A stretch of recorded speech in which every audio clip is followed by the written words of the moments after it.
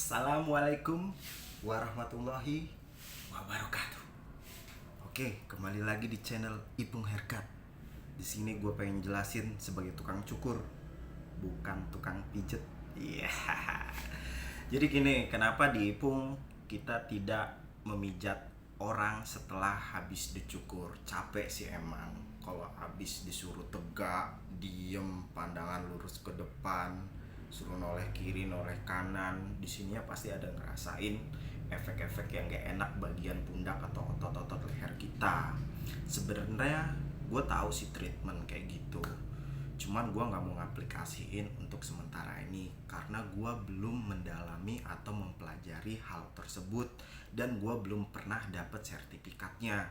Tapi nanti setelah saya udah dapet sertifikat itu, minimal gue dapet 7 sertifikat tentang terapis atau mijit-mijit orang, baru gue berani ngaplikasiin ke pelanggan. Kenapa Ipung nggak mau mijit orang? Karena saya tukang cukur, om, bukan tukang pijat. Itu alasannya. Nggak gini. Karena untuk tukang cukur profesional atau yang pengen lebih pelanggan kita layani sebaik mungkin kan. Itu yang terpenting. Karena standarnya perlu juga sih kita menjit-menjit orang sekitar 5 menit sampai dengan 10 menit atau 6 menit untuk menjit orang sesuai kualitas dan harga dari barber itu sendiri. Tapi yang dipertanyain, lu terapis apa capster? Jadi semua itu saling berkaitan ya. Habis dicukur kan kita bener-bener capek, kita perlu relaksasi sesaat untuk pijit-pijit leher dikit. Itu penting sih sebenarnya. Tapi di Ipung untuk saat ini kita tidak memenuhi syarat itu sendiri. Tapi kalau harganya nanti tarif cukurnya udah 2 juta baru gue pijit. Wih, gila 2 juta. Enggak. Bullshit, itu omongan gue yang palsu. Dan yang asli ini, kalau nanti harganya sudah sesuai dan saya sudah mendapat sertifikasi 7 lembar kertas yang di print itu, baru gua berani mijit-mijit orang sesuai dengan ketentuan terapis. Karena gua nggak mau ada efek samping mijit-mijit yang nggak bener. Nanti ada efek saraf kejepit katanya ya kan. Terus itu pembuluh darah pecah, atau ototnya kayak ngerasa tebel, atau mata rabun, pendengaran menghilang. Nah itu yang gue selama ini pahamin dari efek samping mijit-mijit yang kurang baik. Karena perlu, jangan sampai kita tahu-tahuan atau KW-KWan so ngerti padahal kita nggak ada sertifikasi, nggak pernah belajar itu, cuma ngeliat di YouTube atau ngeliat orang aja asal bisa mijit. Gue itu nggak mau seperti itu. Gue harus belajar dulu, harus mendalami itu semua, dan belajarnya harus ada pertanggungjawaban, ada sertifikasinya, jelas gurunya siapa yang ngajarin kalian gitu. Gue maunya kayak gitu. Nah jadi sementara ini kita nggak terima pijit-pijit dulu karena tukang cukur ini bukan tukang beca, bukan tukang pijit gitu. Jadi gue pengen memang benar-benar merelaksasi pelanggan gue, ya benar-benar dia itu bukan rasa sakit yang dia dapetin. Jadi namanya di terapis atau di pijit itu ya dia emang ngerasain kenikmatan gitu loh.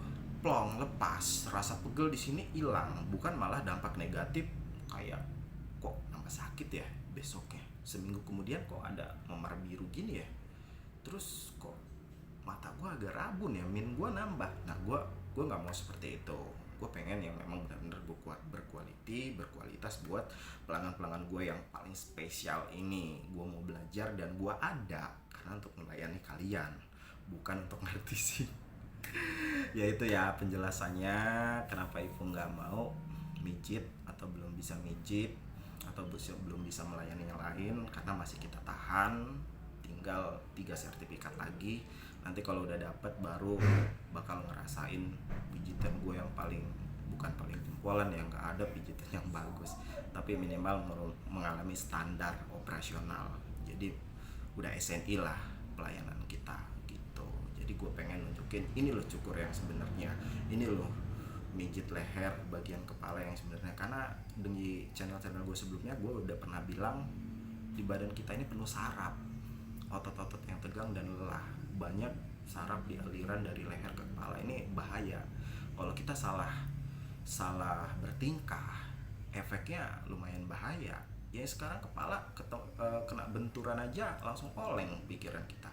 Kebanyakan minum obat, kita langsung blong pola pikirnya, loading dulu kalau mau nangkap sesuatu. Nah itu, jadi mijit itu nggak boleh disepelein, nggak boleh dianggap gampang, nggak boleh dibisa-bisain, harus benar-benar dipelajari. Oh ini bagian bahaya, oh ini bagian yang harus dihindari, oh ini bagian yang harus memang direlaksasi. Jadi nggak perlu kita harus, wah gue pijit-pijit enak bang, iya enak lanjutin, besoknya kita ngerasain sakitnya. Itu jangan sampai terjadi kayak gitu. Besoknya apa ya, jadi efek sampingnya tuh nggak hari itu yang kerasanya, 2 hari atau 3 hari, bahkan 1 minggu 2 bulan kemudian. Jadi continue, dan nggak bisa dituduh karena mijit itu juga bisa ada dampak lain juga. Makanya kita harus belajar dulu, pelajari, pahami, baru kita aplikasiin ke customer kita, begitu.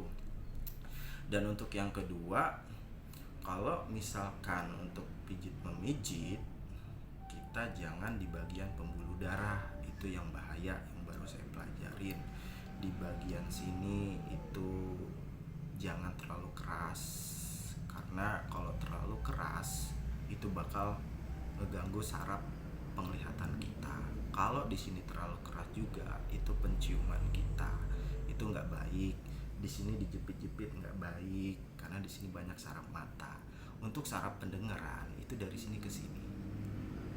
Itu yang standar saya ketahui. Makanya saya sudah tahu, saya sudah praktekkan ke saya sendiri dulu. Karena mengendalikan diri sendiri dulu, baru kendalikan orang lain, baru kita aplikasikan ke pelanggan kita. Nah itu yang saya pelajari sekarang ini. Oke, terima kasih. Itu penjelasan saya kenapa saya menjadi tukang cukur, bukan tukang pijit atau terapis. Assalamualaikum warahmatullahi wabarakatuh.